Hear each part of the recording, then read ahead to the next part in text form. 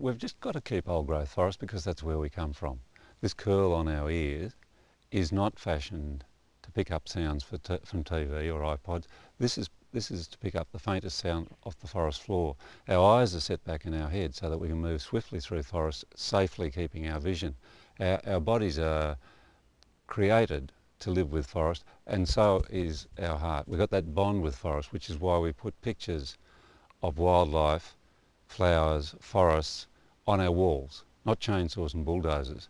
We need forests because they give us heart, they give us inspiration, they give us a sense of being, and they're an avenue back to where we come from. The economic and job creation side of forest is huge if the forests are kept.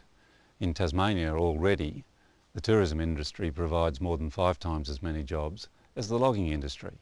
Keeping the forests up gives us jobs and long-term security for those jobs. Cutting the forest down gives us a quick profit, most of which goes to Sydney through the stock exchange and out of this state, and a job-shedding logging industry.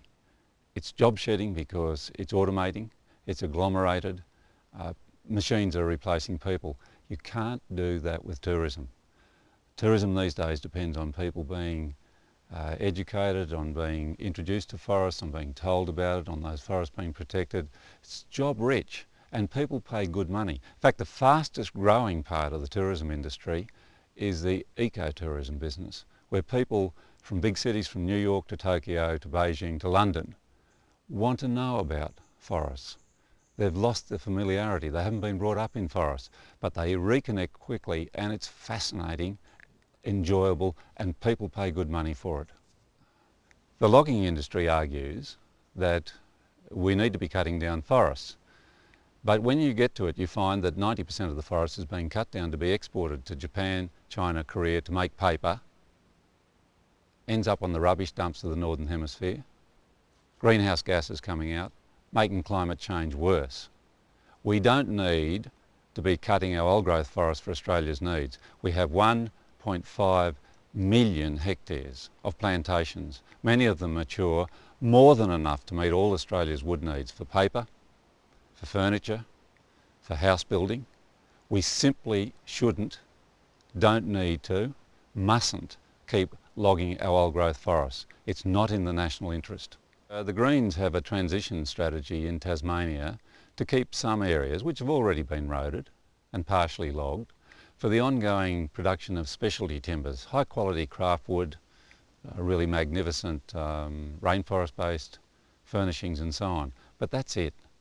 We simply don't need to be logging our native forests, and nowhere in this nation should we be clear felling, burning and then poisoning wildlife.